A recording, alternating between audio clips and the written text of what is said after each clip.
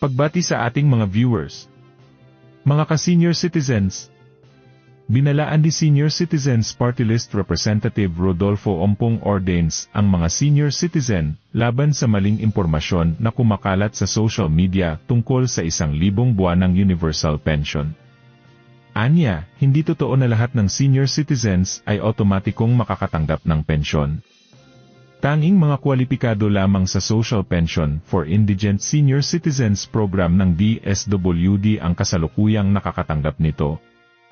Nilinaw rin niya na ang online registration ay unang hakbang lamang sa pag-verify ng eligibility at hindi garantiya ng pensyon.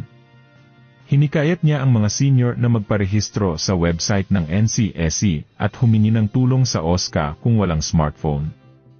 Huwag po tayong basta maniwala sa fake news at huwag magpaloko sa mga nagpapakalat ng maling pagpapaasa, paalala ni Ordains.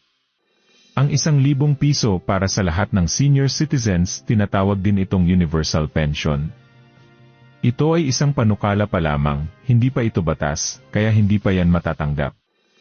Sa ngayon ang 1,000 pesos na buwanang social pension ay natatanggap lang ng mga qualified na indigent seniors na ibinibigay ng DSWD pa lamang. Sana malinaw sa inyo.